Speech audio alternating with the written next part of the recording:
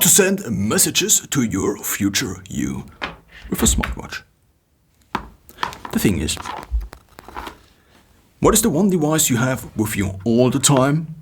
I mean, theoretically your phone, but you don't have your phone with you all the time. Therefore, your phone doesn't always reach you. That's the thing. If you now set a reminder on your phone, which is basically the hack, just how to... I mean, you obviously can send emails, for example, which are then only released at a certain point in time in the future. You also can set a reminder, you also can set a calendar event, basically anything that is independent from you and has basically a standardized time with it, or has a connection to the internet and therefore a connection to standardized time, and then reminds yourself, if you still exist in the future, at a certain point in time again, but it obviously has to reach you.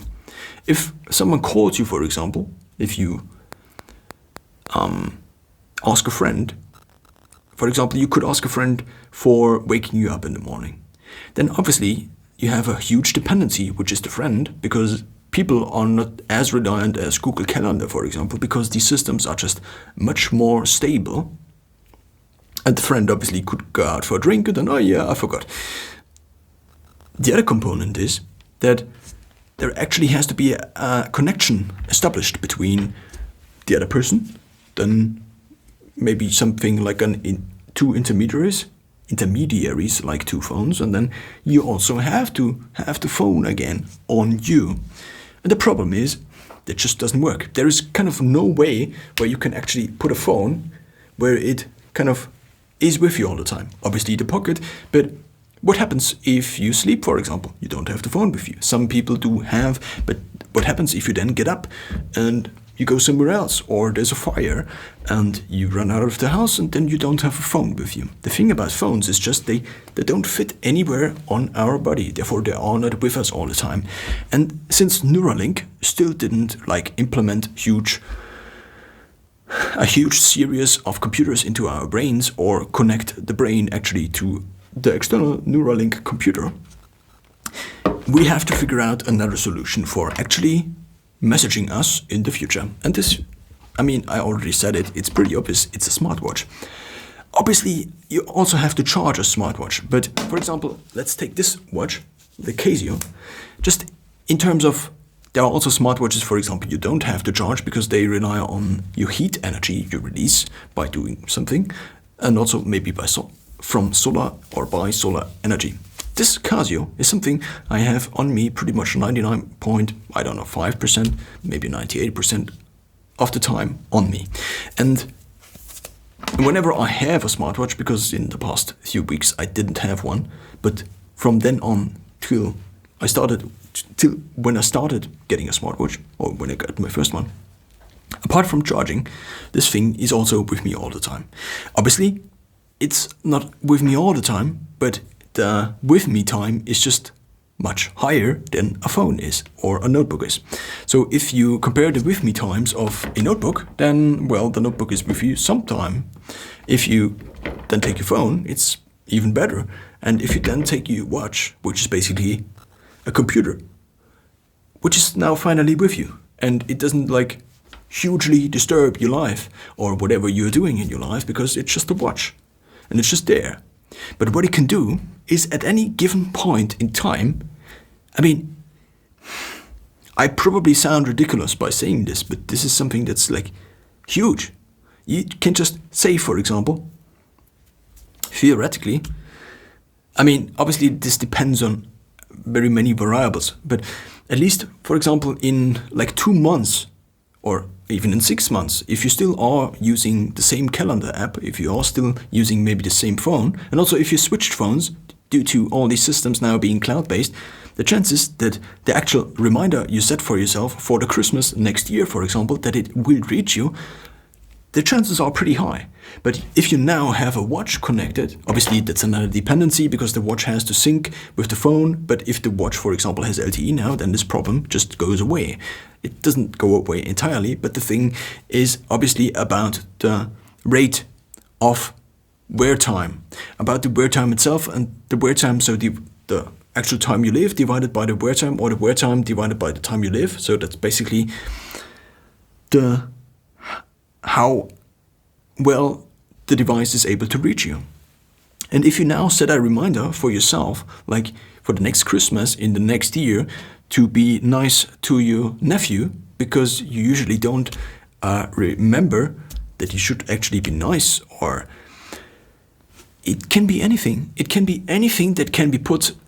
You could also send yourself a video, but that's obviously more complicated. If it's just a simple text message, then the storage obviously is also not that big of an issue.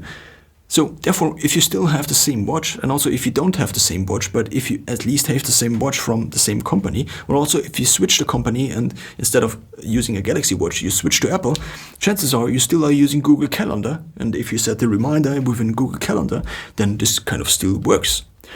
Whenever you're showering, you have this device on you. Whenever you are swimming, you can have this device on you. Whenever you are sleeping, you can have this device on you. It's just with you, whatever you are doing, because it's connected to your body. Whereas a phone is never connected to your body unless you put it on here. But then, if you put it on here, then you cannot use it. So therefore, using the watch on your body is basically the same as wearing it. Whereas carrying the phone and using it is something that's inherently something that's, you can wear the phone. Obviously, there are also these straps where you can wear your phone, but I mean, when you're showering, you probably won't wear your phone. When you're swimming, it's in the way. If you're biking, it's in the way. If you're doing any kind of job where you actually have to carry something, it's in the way. But the watch isn't. Obviously, the watch also scratches and also hits occasionally things, but the watch is with you at a much higher rate than the phone will ever be. And this is the big thing. What you now can do with this, or what can you now do with this? Obviously, the first thing is your alarm will always reach you unless the watch doesn't have power anymore. That's a big bummer, but I cannot get rid of this bummer, therefore that's just how it is, I guess.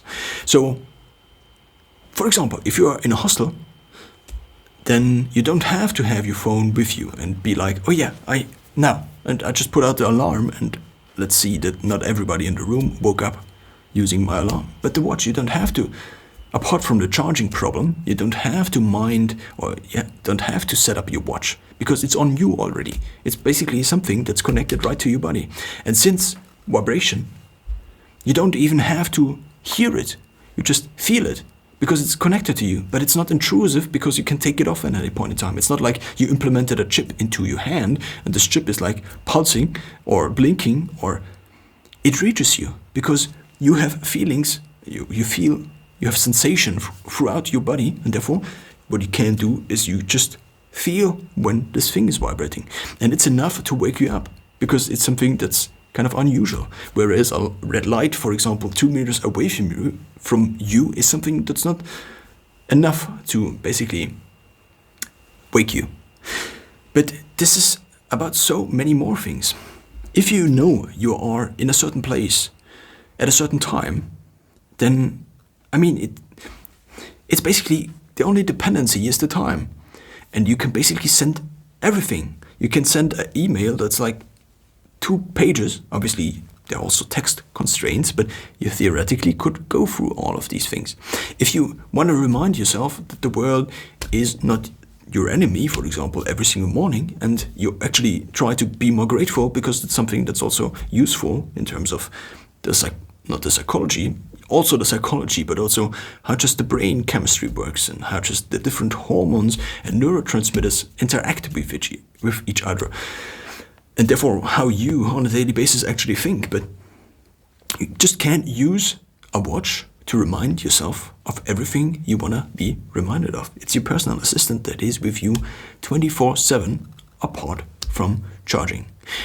And that's the big idea I wanted to discuss in this video.